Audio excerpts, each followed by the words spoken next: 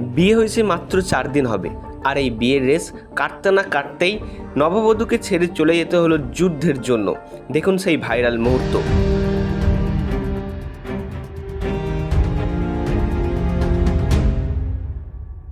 माझा अभिमान आहे देशावरती, माझा मुलगा देशासाठी जातोय।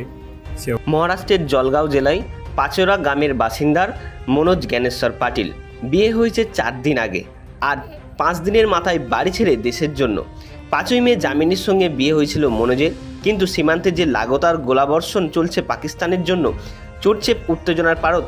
আর এই অবস্থায় কি ঘরে বসে থাকতে পারে দেশের বীর জওয়ান? मला खूप अभिमान आहे माझ्या मिस्टर बॉर्डरवर चालले। आज आमचं सत्यनारायण पूजा होती। মধুচন্দ্রিমা তো দূরের কথা, বিয়ের পরদিনই আসে ফোন, যোগ দিতে হবে ডিউটিতে। 10 তারিখে রওনা দেয় মনোজ। পুরো পরিবার হাজির হয় তাকে ট্রেনে তুলতে। স্ত্রী জামিনীর হাতে মেহেন্দি এখনও স্পষ্ট। স্বামী যুদ্ধে যাচ্ছেন, কান্নায় ভেঙে পড়ছেন সদ্য বিবাহিতা। ট্রেন ছাড়ার আগে মনোজকে জামিনীর বার্তা, আমার সিঁদুর হবে দেশের নামে।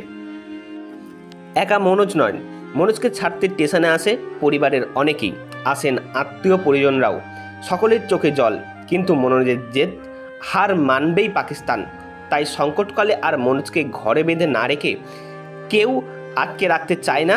সকলেই চাক ছেলে যাক দেশের কাজে। খালি ভগবানের কাছে একটাই প্রার্থনা, ভালো থাকুক ঘরের ছেলে। মনোজ বলছেন, যেতে তো হবেই, ভারত মাতা ডাকছে যে। শেষ ট্রেনে উঠে হাসি মুখে বিদায় জানালেন সকলেই। ততক্ষণে দূরে দাঁড়িয়ে সজল চোখে ভালোবাসার মানুষটিকে একটিবারের জন্য দেখে নিচ্ছেন নববধূ।